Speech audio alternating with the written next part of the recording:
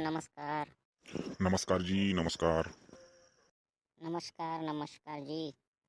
बसा बसा बसा. येताना काही त्रास तर नाही झाला ना जी? बापरे, एवढा सन्मान आमचा, एवढी विचारपूस. कसला त्रास जी? आम्ही सुखरूपच आलो.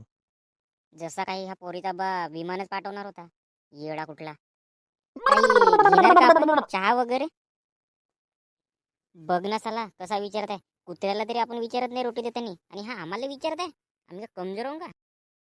असू द्या, आता आमचं पोटच भरलं आहे.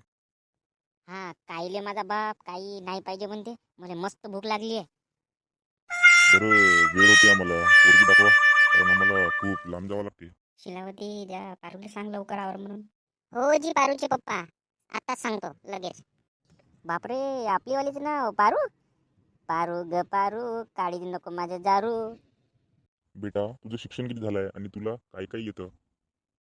शिलाई मशीन झाली आहे, ब्युटी पार्लर झालाय, मुलांचे ट्युशन क्लास घेत आहे आता. वा वा वा वा. हा माझा मुलगा आहे. पसंत आहे का तुला?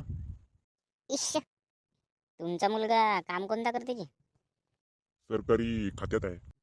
कोणत्या खात्यात जी? ग्रामपंचायत मध्ये आहे, क्लर्क. साला हा असा विचारताय जशी काही याची पोरगी बॅरिस्टरच आहे. सरकारी खात्यात आहे तर मग ठीक आहे जी, मी पोरगी देवाला तयार आहो. तुमचा पगार किती आहे जी? 10,000 रुपीज, म्हणजे 10,000 रुपये.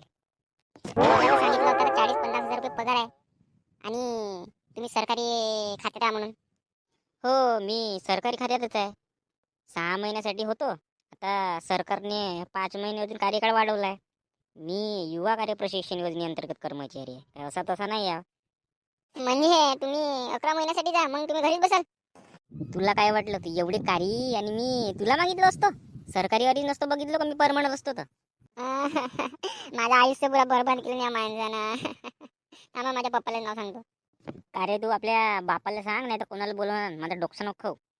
पप्पा हा खाली पिलीच आहे, बेरोजगार, फक्त 11 महिन्यासाठी जात आहे कॉन्ट्रॅक्ट बेसवर. मग घरीच राहील खाली पिली बसून. मला फसवून टाकले पप्पा तुम्ही. काय सांगतेस तू? जावई भाऊ फक्त 11 महिन्यासाठी मी त्याची डेली विजेसवर होते. अरे बाप रे, किती मोठा धोका झाला माझ्यासोबत. काय झालं बघ तुम्हाला रडायला? असं काय झालं? शिलावती, धोका झाला आपल्यासोबत. आपल्या पोरीचं आयुष्य पुरा बरबाद झाला. पुरं फसलो. जवळ सरकारी खात्यात नाही आहे, ते खाली पिलीत होते. फसलो ना मी.